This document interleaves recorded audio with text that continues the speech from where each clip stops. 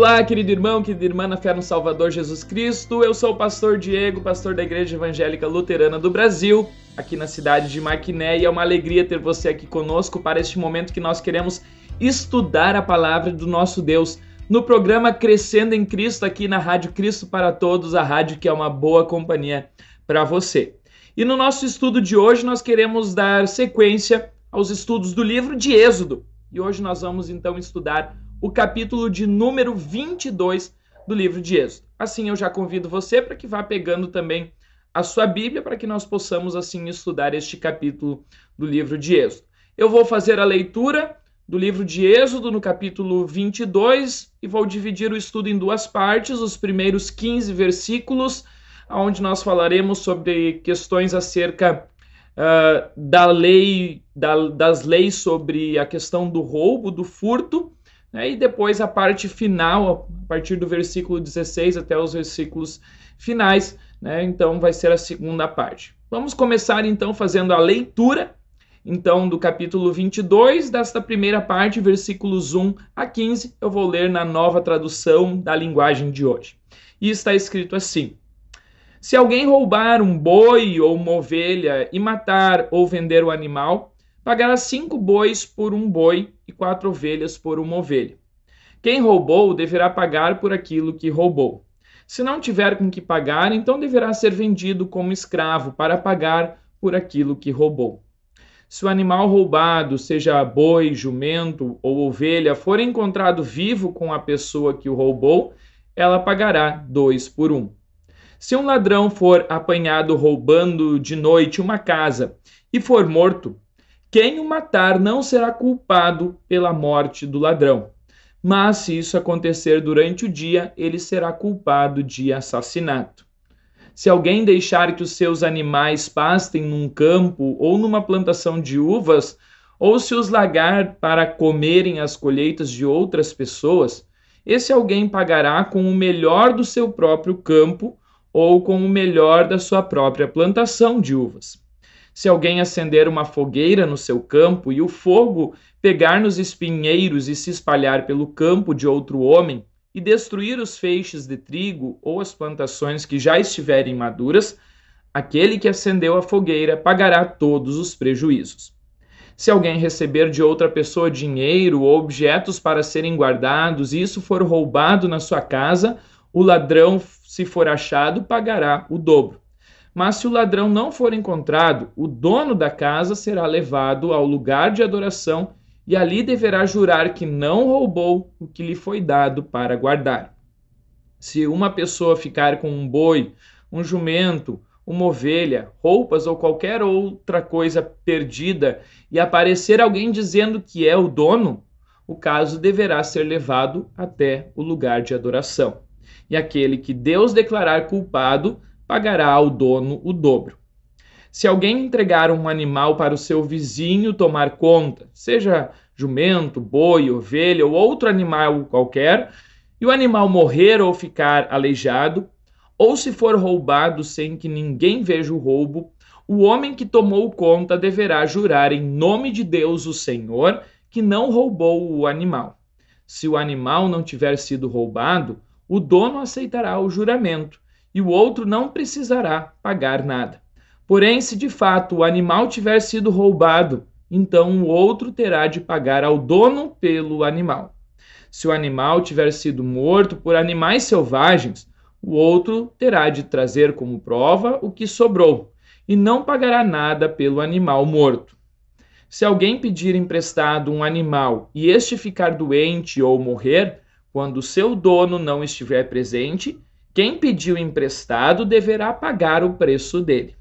Mas, se isso acontecer quando o dono estiver presente, o outro não precisará pagar nada. Se o animal tiver sido alugado, só será pago o aluguel. Então, esta leitura deste trecho de Êxodo, no capítulo 22, é bem interessante, que ela fala questões muito importantes a respeito do roubo, né, do furto. E aqui nós lembramos o sétimo mandamento, né, dado pelo nosso Deus, também aqui no livro de Êxodo, no capítulo 20, né, e o sétimo mandamento diz: não furtarás. E o doutor Martinho Lutero, no Catecismo Menor, quando eles fazem a explicação desse mandamento, ele vai um pouco além do furtar ou do roubar, que hoje muitas pessoas, quando nós falamos em roubar, só conseguem pensar naquilo que é bem, podemos dizer assim, óbvio, quando alguém toma de outra pessoa à força, isto seria roubo. E já neste capítulo de Êxodo 22, nós vemos que isso vai além, isso se estende, essa questão do roubo, em outras questões até mesmo pormenores. E aqui na explicação, então, do Dr. Martinho Lutero, do 7º mandamento, ele diz assim: devemos temer e amar a Deus e, portanto, não tirar ao nosso próximo o dinheiro ou os bens, nem nos apoderar deles por meio de mercadorias falsificadas ou negócios fraudulentos, mas devemos ajudá-lo a melhorar e conservar os seus bens e o seu meio de vida. Aqui neste trecho do capítulo 22, nós vemos diversas questões, como eu disse, a respeito do furto e do roubo. Claro que muitas questões a gente não pode trazer, talvez, para a nossa época hoje, porque não é o mesmo contexto, a mesma sociedade em que nós vivemos. Mas nós podemos dizer assim, olhar como são os costumes a respeito disso, e as leis no nosso país acerca do roubo, acerca de questões do furto, né? E aí nós vemos e nós conseguimos entender diversas coisas que aqui foram tratadas, especialmente com a questão de animais, né? A gente pode trazer para os nossos bens hoje, para os bens que nós possuímos hoje. Não precisa ser somente na questão de animais, né? Como está aqui relatado neste primeiro trecho de Êxodo 22. Mas nós podemos pegar qualquer outra coisa que pertença a mim ou pertença ao próximo. E aí nós podemos realmente analisar o que significa realmente roubar ou realmente furtar. Porque muitas pessoas, como eu disse hoje, elas só pensam naquele roubo, podemos dizer assim, nos pormenores, né? Na questão maior realmente de pegar forçado e tirar aquilo. Mas não. O roubar, às vezes, está até mesmo em coisas que as pessoas, às vezes, nem se dão conta. Como aqui mesmo fala, a questão de, muitas vezes, você pedir emprestado para alguém alguma coisa, para o próximo, e aquilo que você pediu emprestado do próximo, você, pelo uso, você acaba estragando aquele bem que era do próximo. E se você estragou aquele bem que era do próximo, mesmo que você pediu emprestado, né, o certo, o correto, seria você, então, devolver parte, né, ou restituir ao dono o valor daquilo que você pegou emprestado, né? E esse deveria ser o correto. Porém, hoje a gente vê em questões simples como essa, que as pessoas muitas vezes não se preocupam. Pedem emprestado, utilizam e depois devolvem já com este objeto já usado, já muitas vezes até mesmo impossibilitado do dono poder usar novamente.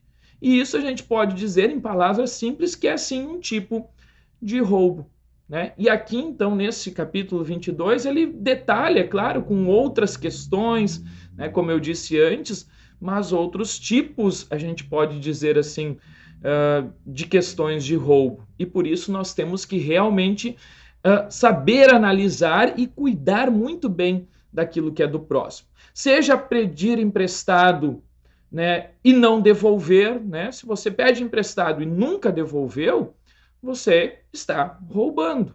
Se você pega algo emprestado, gasta aquilo e depois não restitui ao dono, ou pelo menos paga no tempo que você usou, seja um aluguel, podemos dizer assim, como temos um aluguel de uma casa, por exemplo. Né? As pessoas hoje alugam casas para morar quando elas não têm uma casa para viver. Elas vão lá, utilizam daquela casa, elas pagam o aluguel por estar usando um bem, uma propriedade do próximo. Né? Então, este seria o modo correto. Né? Como diz ali no último versículo aqui, né, a respeito do aluguel, né? Ele diz, né, se isso acontecer quando o dono estiver presente, o outro não precisará pagar nada. Se o animal tiver sido alugado, só será pago o aluguel, né? Então isso ele está querendo dizer também com outras questões, né, que hoje a gente poderia dizer assim que tem essas questões de aluguel, né? Então, por isso que nós devemos cuidar bem dos bens do nosso próximo, né? Trabalhar corretamente para ter os nossos bens, não precisar roubar, né? Como está escrito lá em Efésios, no capítulo 4, versículo 28. Aquele que furtava, que não furte mais, antes trabalhe, fazendo com as próprias mãos o que é bom, para que tenha com que acudir ao necessitado. Então, um meio correto para se obter alguma coisa é através do trabalho, né? O trabalho é sempre o meio mais honesto de obter as coisas, não à custa dos outros, mas sim, como diz este mandamento, que a gente possa sim ajudar o próximo, né, a ele conservar os seus bens, né? Porque neste primeiro trecho até o versículo 15, fala muito sobre a questão de conservar os bens alheios, né? Os bens do próximo. E nós, então, temos que cuidar disso, né? Então, também lembrar, como está escrito lá em Levíticos 19:35, né? Que ninguém, então, cometa injustiça no juízo, na vara, quer dizer, na medida, né, no peso e na medida, né? E também, né, a gente tem que cuidar para não, podemos dizer assim, não ficar ganhando em cima à custa dos outros, né? Como diz lá em Levíticos 25:35-36, né? Se teu irmão empobrecer, não receberás dele juros nem ganho. Teme ao teu Deus para que teu irmão viva contigo. Mas, claro, também devemos lembrar, né, como está escrito lá em 2 Tessalonicenses 3:10, se alguém não quer trabalhar, que também este alguém não coma, né? Então, sim, a maneira correta de conseguir os bens é através do trabalho, né? Trabalho dos meios que Deus nos oferece, mas sim, nós também podemos e devemos ajudar o próximo a ele conservar e também manter os seus bens. A segunda parte do capítulo 12, nós vamos fazer então agora a leitura do versículo 16 até o versículo final deste capítulo. E diz assim: se um homem seduzir uma virgem que não estava com um casamento contratado, ele pagará o dote da moça e casará com ela. Porém, se o pai dela não quiser que a moça case com ele, então ele pagará ao pai uma quantia em dinheiro, de acordo com o preço de uma noiva virgem. Mate toda mulher que fizer feitiçaria. Quem tiver relações sexuais com um animal será morto. Condene à morte toda pessoa que oferecer sacrifícios a qualquer outro Deus, e não somente a mim, o Senhor. Não maltratem nem persigam um estrangeiro que estiver morando na terra de vocês. Lembrem que vocês foram estrangeiros no Egito. Não maltratem as viúvas nem os órfãos. Se vocês os maltratarem, eu, o Senhor, os atenderei quando eles pedirem socorro. Eu ficarei irado e matarei vocês na guerra. As suas mulheres ficarão viúvas e os seus filhos ficarão órfãos. Se você emprestar dinheiro a algum pobre do meu povo, não faça como o agiota que cobra juros. Se você receber a capa do seu vizinho como garantia de uma dívida, devolva antes que anoiteça. Pois a capa é a única coisa que ele tem com que se cobrir quando dorme, para esquentar o corpo. Sem a capa, ele não tem nada com que possa se cobrir. Quando ele clamar a mim pedindo ajuda, eu o atenderei, pois sou bondoso. Não rogue pragas contra Deus e não amaldiçoe nenhuma das autoridades do seu povo. Traga-me no tempo certo as ofertas de cereais, de vinho e de azeite. Entregue-me o seu primeiro filho.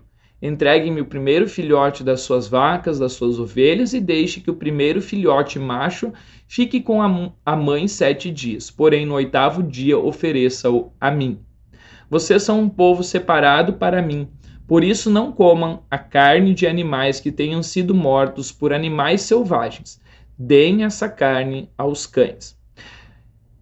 Até aqui, então, a leitura final, né, da parte final deste capítulo 22, e podemos ver aqui diversas leis cerimoniais, né, leis religiosas que eram cumpridas, então, naquela época, para aquele contexto, para aquela sociedade. Como eu disse também a respeito da primeira parte, né, nós temos diversas coisas que falam ali que tem mais a ver com aquela sociedade daquela época, mas nós podemos pegar também algumas dessas leis e trazer para o nosso contexto no dia de hoje, no tempo de hoje. Assim também essa segunda parte fala sobre diversos assuntos, né, diversos temas, diversas leis morais, leis religiosas, leis cerimoniais, que a gente também poderia, vamos dizer assim, trazer para a nossa parte aqui hoje, né? Nós temos aqui falando sobre leis até mesmo contra o sexto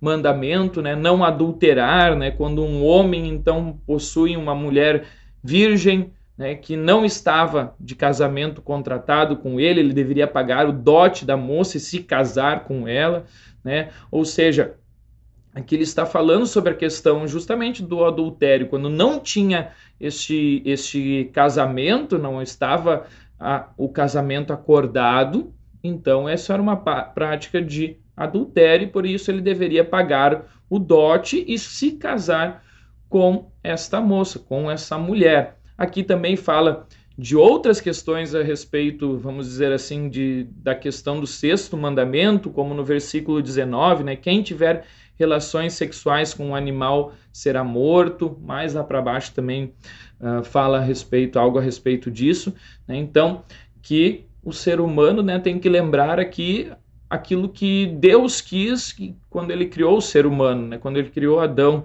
e Eva, né? Um homem deve sair da casa do seu pai, a sua mãe, se juntar à sua mulher, e os dois se tornarão então uma só carne, né? Lembrando que aqui é homem e mulher, não homem e animal, não homem e homem, não mulher com mulher, mas sim homem e mulher os criou, né? Isso é o mandamento de Deus, e também então tem relação com o sexto mandamento, né? Aqui também fala outras questões, por exemplo, de maltratar estrangeiros, né, que não deveria, ou seja, aquelas pessoas que vêm de fora, especialmente, né, aqui nesse contexto, no contexto daquela época, né, as pessoas que vinham de outros países, de outras nações, e eles não deveriam ser maltratados, talvez até mesmo como isso acontecia, e muitos eram tomados muitas vezes como escravos, né? Então Deus diz, não maltratem essas pessoas, não persigam elas, mas lembrem que vocês também um dia já foram estrangeiros, também já foram até mesmo escravos em outras terras, então não queiram ser, não tratem os outros assim como talvez vocês uma vez já foram até mesmo maltratados, lembrem-se disso, né? Então Deus quer proteger, Deus quer cuidar aqui da vida de cada um, e era isso que aquelas pessoas deveriam cuidar naquela época. Também neste trecho final tem algo interessante que fala a respeito do empréstimo, né? Se você emprestar dinheiro a algum pobre do meu povo, não faça como um agiota que cobra juros, né? Se você receber a capa do seu vizinho como garantia de uma dívida, devolva antes que anoiteça, pois a capa é a única coisa que ele tem com que se cobrir quando dorme para esquentar o corpo. Sem a capa, ele não tem nada com que se cobrir. Quando ele clamar a mim, pedindo ajuda, eu o atenderei, pois sou bondoso. Então aqui fala, né, que a gente deve emprestar, deve ajudar as outras pessoas quando elas estão passando por necessidade, né? E aqui ele fala sobre a capa do vizinho, né? A capa do vizinho, na realidade, era uma garantia que talvez alguém dava quando pedia alguma coisa emprestada. Olha, tome aqui a minha capa, né? Já que eu estou pedindo algo emprestado seu, tome aqui a minha capa como garantia. E aí diz assim, olha, não fique com a capa do seu vizinho, né?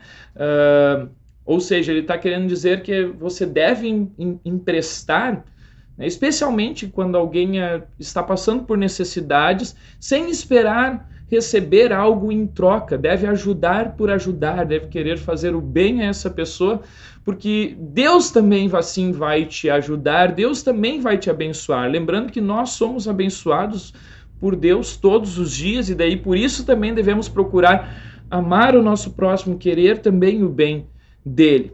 E por final, ainda neste trecho aqui de Êxodo 22, ele fala sobre a questão de entregar, né, de dedicar a Deus o seu primeiro filho e também a primeira cria dos animais do seu rebanho. Na realidade, isso aqui era uma lei que tinha, né, com relação ao primogênito, né? Lembrando que o primogênito, né, o primeiro filho, era sempre aquele que recebia as bênçãos da sucessão, naquele tempo, naquela época, né, especialmente nessa sucessão da questão patriarcal, né, como aconteceu com Abraão, com Isaac e até mesmo Jacó, que adquiriu esse direito, né, com o seu irmão Esaú, através de um prato de lentilha, né? Então, Deus, ele pede isso, era uma lei que existia naquela época com relação aos primogênitos, né, aos seus primeiros filhos, dediquem eles a Deus. Então, nós lembramos isso, né, que até mesmo o próprio Jesus, né, com 8 dias, né, ele foi levado também ao templo para ser dedicado assim a Deus, né? Então, ele lembra lá no final desse trecho do capítulo 22 que nós somos um povo separado, né? Escolhido por Deus, né? Diz, vocês são um povo separado para mim.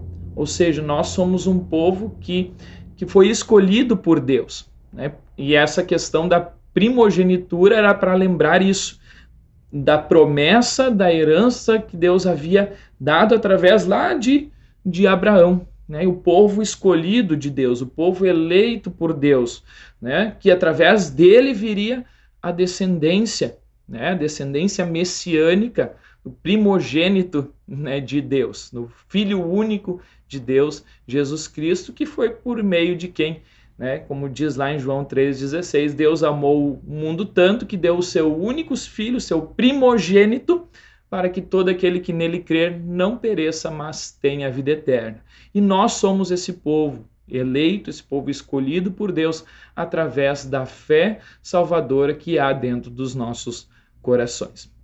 Muito bem, queridos irmãos, assim terminamos o estudo de mais um capítulo do livro de Êxodo e desejamos a todos a bênção do nosso Deus. Para saber mais, entre em nosso site radiocpt.com.br e acompanhe nossa programação. Siga e curta nossos canais no youtube.com/radiocpt, facebook.com/radiodaiel e o nosso podcast no SoundCloud e Spotify. E compartilhe a mensagem de Cristo para todos.